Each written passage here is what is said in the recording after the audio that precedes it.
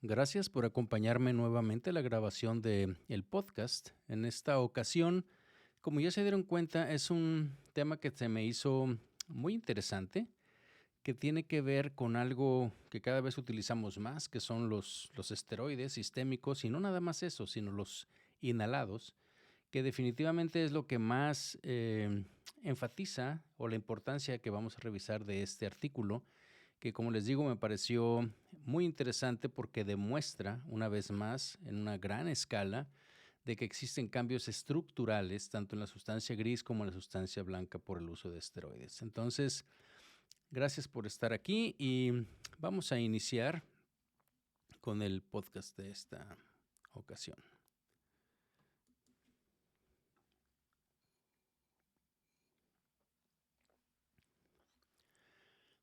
Debido a sus propiedades inmunosupresoras, los glucocorticoides se encuentran entre los fármacos más prescritos en el mercado. Aunque son eficaces, los glucocorticoides, tanto sistémicos como locales, especialmente los inhalados, están asociados con muchos efectos secundarios, efectos metabólicos, cardiovasculares y musculoesqueléticos que en un momento determinado pudieran ser potencialmente graves. Además de estos efectos secundarios físicos, el uso de glucocorticoides sintéticos también se asocia con síntomas y trastornos neuropsiquiátricos que van desde depresión, manía, delirio, incluso una tasa de suicidio o de intento de suicidio hasta 7 veces mayor. Acompáñenme a revisar este estudio, cuyo objetivo fue probar la hipótesis de que el uso de glucocorticoides sistémicos e inhalados está asociado con cambios en el volumen de la materia gris y la microestructura de la materia blanca.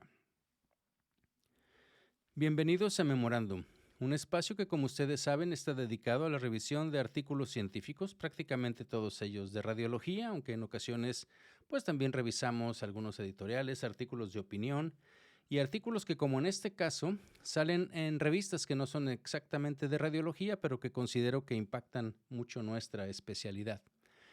Y el caso de hoy es un artículo que está publicado en el British Medical Journal el 31 de agosto, muy recientemente, por investigadores del Departamento de Medicina Interna de la División básicamente de Endocrinología de la Universidad de Leiden en Netherlands, en Holanda. Y el título en español sería algo así como Asociación entre el uso de glucocorticoides sistémicos e inhalados y cambios en el volumen cerebral y la microestructura de la sustancia blanca. Un estudio transversal que utiliza datos del Biobanco del Reino Unido. ¿Ok? Y bien, pero bueno, como siempre, al analizar los artículos, vamos a poner esto un poco en perspectiva con algunos antecedentes y cosas importantes que considero. Primero, pues bueno, sabemos que a nivel anatómico, tanto los estudios preclínicos como muchos estudios clínicos han demostrado efectos, digamos, duraderos, persistentes, debido a la exposición o sobreexposición, más bien, a glucocorticoides en el cerebro y en pacientes con exceso crónico de glucocorticoides endógenos, como por ejemplo puede darse el caso en aquellos pacientes que tienen un tumor hipoficiario, que tienen enfermedad de Cushing, pues se ha establecido que el exceso de glucocorticoides a largo plazo se asocia con atrofia cerebral global, con una disminución en el grosor cortical, en los volúmenes de materia gris, en regiones específicas del cerebro, ahorita vamos a ver en cuáles. Y algunos de estos efectos pues se detectan incluso, fíjense, después de hasta, hay un artículo por ahí, hasta 10 años de remisión bioquímica de la enfermedad. Bien, además, algunos estudios también han demostrado que hay reducciones volumétricas, como les decía, en regiones específicas del cerebro, no nada más en forma global. Y, por ejemplo, hay estudios donde demuestran disminución en el hipocampo, en la amígdala, en pacientes que usan tanto glucocorticoides sistémicos en forma crónica o con dosis altas de glucocorticoides. Y aunado a estas anomalías estructurales, también hay varios estudios, de hecho en modelos animales y también en pacientes con enfermedad de Cushing, que han demostrado reducciones generalizadas en la integridad de la materia blanca en todo el cerebro. Pero en humanos, esto se estudió utilizando, y son estudios muy pequeños, de muy pocos pacientes, fíjense, utilizando imágenes de tensor de difusión, Diffusion Tensor Imaging, DTI, y muestran básicamente dos factores que son los que utilizan. Es lo que le llama FA, o Fractional Anisotropy, anisotropía fraccional, que en estos pacientes se encuentra globalmente disminuida. Recuerden que esta anisotropía básicamente representa digamos, la direccionalidad de la difusión de agua a través del cerebro, de los tractos cerebrales de sustancia blanca, y es un marcador como tal, pues, de la arquitectura microestructural, ¿sí? O sea, ver toda esa fracción de anisotropía. Y la otra cosa que también sirve es lo que se llama, o se podría traducir como una difusividad media, que es, digamos, representa el aumento de la difusión de agua en todas las direcciones y está asociado obviamente con procesos patológicos como sería procesos de inflamación, edema, etcétera, y también se ha encontrado en estos pacientes un aumento de esa difusividad media. Sin embargo, como les digo, la mayoría de estos estudios clínicos de investigación, obviamente, que de estos efectos de la sobreexposición de glucocorticoides en la estructura cerebral, pues se han realizado en poblaciones o muy pequeñas o seleccionadas y que tienen un exceso crónico de glucocorticoides y básicamente, si no todos ellos, hay un par que no, que vienen ahí en las referencias, pero prácticamente los otros que vienen, que son como unos 7 creo, básicamente todos ellos son una enfermedad de Cushing, ¿sí? Y obviamente también uso sistémico de glucocorticoides.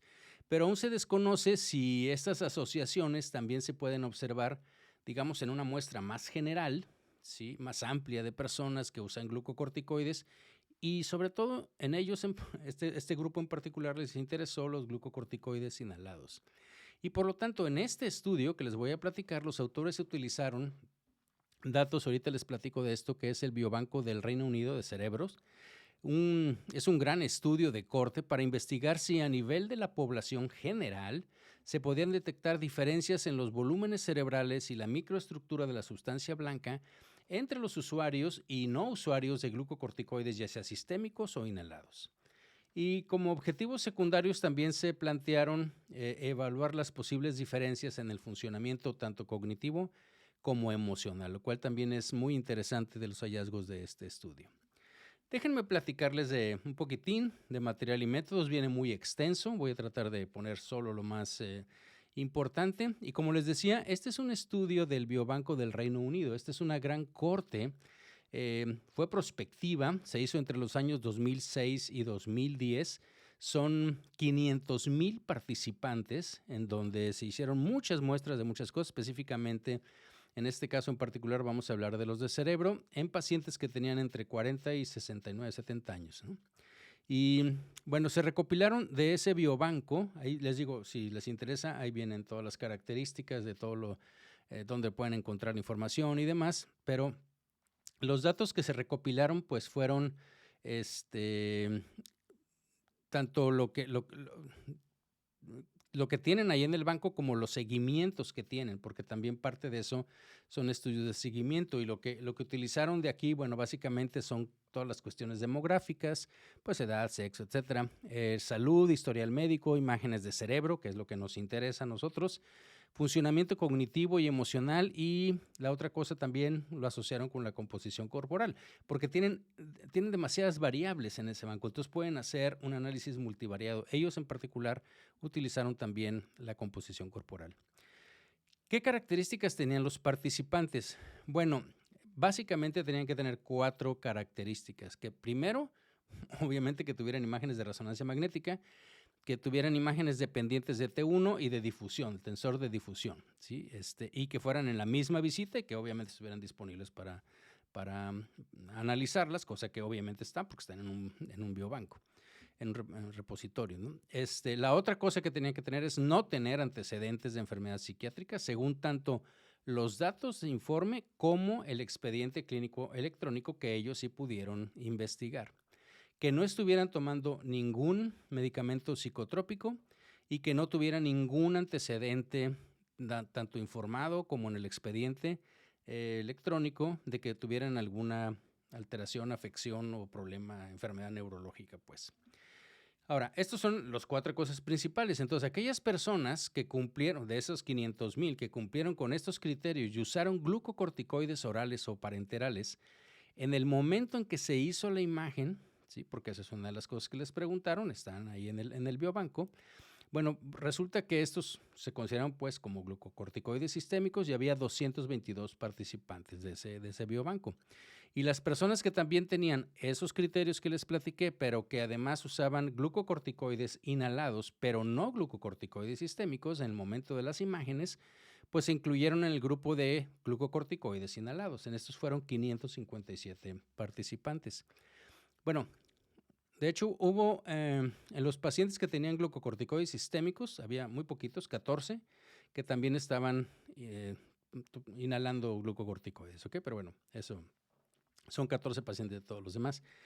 Y aquellos pacientes que cumplían con los criterios y que no estaban tomando ni inhalando glucocorticoides, pues fueron el grupo control y fue un total de 24,106 pacientes, que de donde obtuvieron los valores de las imágenes y todo lo que les voy a platicar. ¿Ok? ¿Qué datos de imagen? Pues como les digo, pues el biobanco proporciona, ahí vienen todos los detalles de los protocolos de adquisición de las imágenes de cerebro, el procesamiento de las imágenes, el control de calidad que hicieron. Todas las imágenes se hicieron en un solo escáner de 3 Tesla, de Siemens, Skyr, en una antena de cabeza de 32 canales. Todo está bien estandarizado. Los datos cognitivos y emocionales se hicieron en centros de evaluación específicos para esto. También completaron una serie, se les hicieron 6 pruebas. No entendí mucho de estas pruebas y no quise ahondar más en comprenderlas, pero básicamente son pruebas cognitivas y cuestionarios psicológicos. Se analizaron elementos de salud mental que preguntaban específicamente la situación de los participantes 2 semanas anteriores. Y para el análisis estadístico, pues lo que hicieron fue, pues toda esta caracterización demográfica se presentó como media y desviación estándar o también como un número y el número de pacientes y porcentaje de pacientes que eran. Y obviamente se compararon los 3 grupos mediante, pues ANOVA, el análisis de varianza o las pruebas de chi cuadrado, ¿no? Bueno, ¿qué resultados obtuvieron? Pues como les decía, primero las características demográficas, ¿no? Del total se incluyeron 222 pacientes que usaron glucocorticoides sistémicos, 557 que usaron glucocorticoides inhalados y 24,106 que fueron controles. Estos grupos prácticamente no diferían significativamente con respecto a sexo, educación, tabaquismo. Lo único que fue discretamente significativo, pero mínimo, fue que el grupo de glucocorticoides sistémicos era ligeramente mayor que los otros. La edad media era de 66 y de los otros grupos era 63, o sea que tampoco era mayor, pero bueno, fue esa la que más diferencia ellos marcan ahí, ¿no? Y el grupo de glucocorticoides inhalados tuvo tampoco estadísticamente significativo, pero un discreto mayor índice de masa corporal y porcentaje de grasa corporal con respecto a los otros 2 grupos. Los parámetros de imagen de difusión, bueno, fíjense que ahí es donde me voy a centrar un poco más porque es lo que nos interesa. Los parámetros de imágenes de difusión difirieron significativamente entre los grupos y eso es lo que yo creo que nos tenemos que acordar o enfatizar. Primero, las pruebas mostraron que el uso sistémico de glucocorticoides se asoció con una reducción de la fracción de anisotropía global. O sea, en todo el cerebro, no importa dónde pusieron el ROI, ahí estaba más. Y se observaron reducciones más importantes, digamos, regionales de esta fracción de anisotropía en el cuerpo y en la rodilla del cuerpo calloso. ¿Ok? Y de manera similar, el uso de glucocorticoides inhalados también se asoció con una fracción de anisotropía global reducida.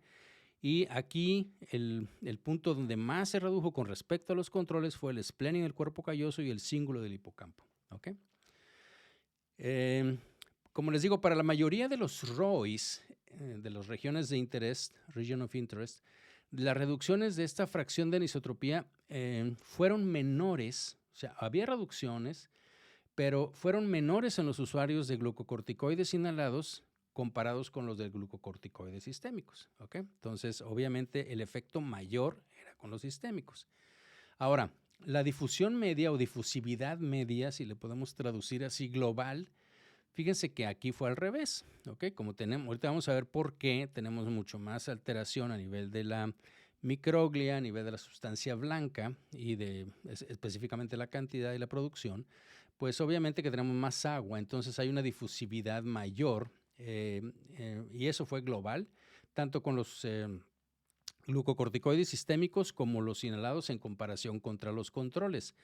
Y los glucocorticoides o los pacientes con glucocorticoide sistémico se asoció con una difusividad medial regional, ¿sí? Si ya quitamos toda la parte y nos vamos por áreas comparado con el resto, en el cuerpo y en la rodilla del cuerpo calloso, también en el cíngulo del hipocampo y en el proceso uncinado, la circunvolución uncinada. Y el uso de glucocorticoides inhalados, ¿sí?, mostró una asociación significativa con un aumento de la difusividad media, tanto en el cuerpo como en la rodilla y el esplenio del cuerpo calloso, también en la corteza del cíngulo y en el hipocampo. Y también, en este caso de los inhalados, los tamaños del efecto fueron similares o más pequeños que la mayoría de los tractos en comparación con los observados en los usuarios de glucocorticoides sistémicos. Otra vez, el efecto fue mayor con los sistémicos que con los inhalados, pero entre los dos grupos el efecto era mayor que con respecto a los controles. En los resultados cognitivos y emocionales, la ANOVA, el estudio el análisis de varianza, mostró diferencias en 3 tareas cognitivas de las 6 que les digo que le pusieron. Era la creación de caminos o de senderos A, B, y la otra es la sustitución de símbolos. Y las pruebas revelaron también que los usuarios de glucocorticoides sistémicos se desempeñaban significativamente peor que los otros, ¿ok?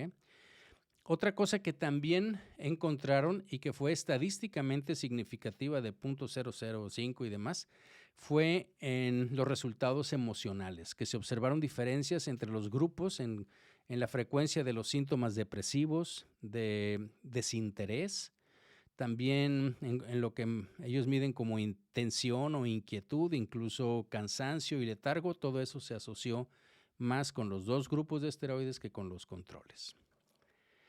Entonces, estos fueron los hallazgos. ¿Qué podemos o qué viene como parte de la discusión del artículo y qué podemos platicar de estos hallazgos? Bueno, pues como les decía, ya hay estudios previos en personas que están expuestas a altos niveles de glucocorticoides endógenos, como el debido, les decía, a la enfermedad de Cushing, o a altas dosis de glucocorticoides sistémicos sintéticos que han demostrado que la sobreexposición a glucocorticoides se asocia, como les decía, con atrofia cerebral global, y la otra es adelgazamiento cortical. Y también hay cambios volumétricos en áreas específicas del cerebro. Por ejemplo, les había dicho que se han observado reducciones en el volumen de la materia gris en el hipocampo, en la amígdala, en la corteza cingulada, en la ínsula, en el cerebelo inclusive, y todos los cuales se han implicado en procesos cognitivos, de hecho, y también con regulación emocional.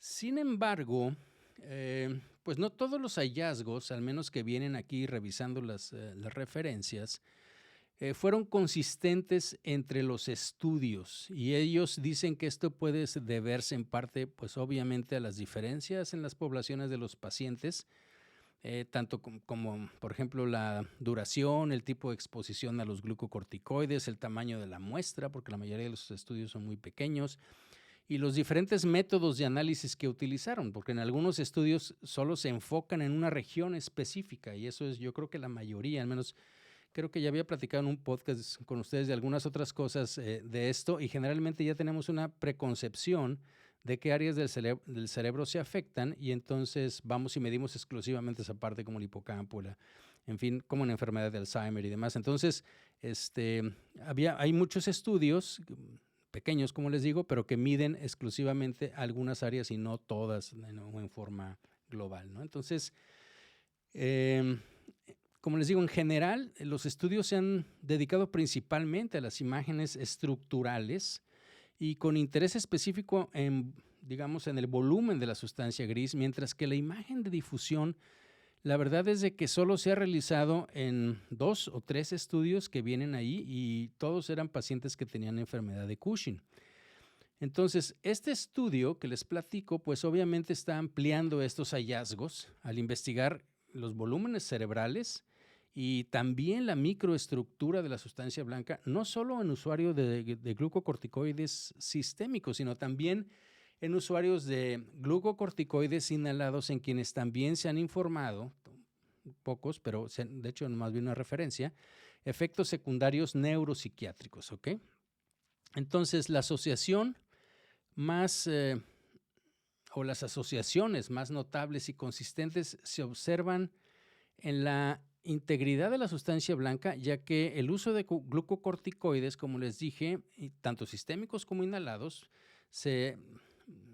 produjo reducciones generalizadas en la fracción de anisotropía y aumentos en la difusividad media, ¿no?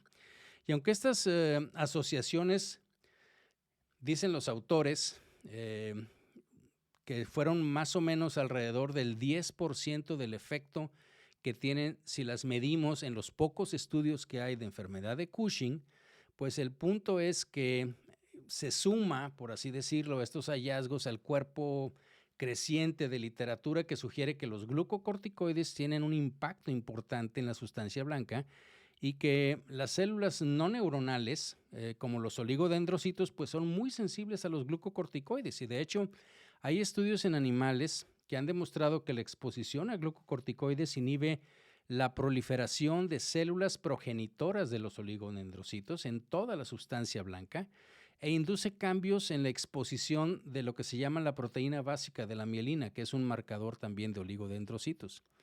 Y dado que sabemos, ¿no?, como los oligodendrocitos son responsables de la producción de la mielina, pues los cambios inducidos por los glucocorticoides en los oligodendrocitos pues pueden ser la base de la reducción de la microestructura de la materia blanca que estamos observando en pacientes que usan glucocorticoides. Y bueno, además de los oligodendrocitos, otras células gliales que incluyen, por ejemplo, la microglia, los astrocitos, pues también se ven afectados con los glucocorticoides. Y hay múltiples informes, dicen los autores, donde se han demostrado, publicado, disminución de la viabilidad celular, de la proliferación, incluso de la inmunoreactividad de la microglia y de los astrocitos con los glucocorticoides. Pues sabemos que esa parte de inhibición inmune pues es parte fundamental de los glucocorticoides. Eso es una de las principales aplicaciones. Pero en fin, ¿cuáles serían las fortalezas y limitaciones de este estudio? Bueno, pues los autores dicen lo siguiente, ¿no? Que dicen, hasta donde sabemos, pues este es el estudio más grande hasta la fecha que evalúa la asociación entre el uso de glucocorticoides y la estructura cerebral. Y el primero en investigar estas asociaciones en usuarios de glucocorticoides inhalados, lo cual es, creo que es importante, ¿no? Ahora, también la otra es que ellos dicen que una fortaleza pues es que se utilizaron criterios de exclusión que son relativamente estrictos para limitar los posibles factores de confusión que puedan surgir de los estudios de observación de cortes, ¿no? Ellos utilizaron ese biobanco y bueno, pero por otro lado, pues este fue un estudio, una encuesta, ¿no? Es un estudio transversal y por lo tanto, pues no se puede concluir en una manera formal la causalidad, ¿no? O sea, de causa-efecto, como típicamente sucede, pero bueno, la asociación es bastante fuerte, ¿no? Y la otra cosa que tienen también ellos como una limitación, pues es que la dosis, la duración del uso de la medicación, pues no estaban disponibles en el biobanco, o sea, simplemente dentro de lo que llenaron en el expediente, cuando fueron voluntariamente a hacerse exámenes y a ser parte del biobanco, los ingleses, pues obviamente no sabemos más de eso. Entonces, pues esto, dicen ellos, pues imposibilita el análisis exhaustivo de estas asociaciones y la dependencia entre dosis y duración. Pero al menos el hecho de que sabíamos que estaban tomando esteroides, ya sea sistémicos o inhalados, en el momento en que se hizo el estudio, pues eso sí está bien documentado. Entonces, a manera de conclusión, pues este estudio muestra que tanto los glucocorticoides sistémicos como los inhalados se asocian con una reducción aparentemente generalizada de la integridad de la sustancia blanca, porque se había estudiado mucho de la sustancia gris, pero aquí obviamente enfatizan mucho esta parte tanto de los inhalados como la de la blanca, y lo que en parte puede ser la base de digamos, esos efectos secundarios neuropsiquiátricos que se observan en pacientes que usan glucocorticoides. Pues no sé a ustedes, ¿no? Pero dado que estos medicamentos se usan ampliamente, pues digamos que es necesario conocer.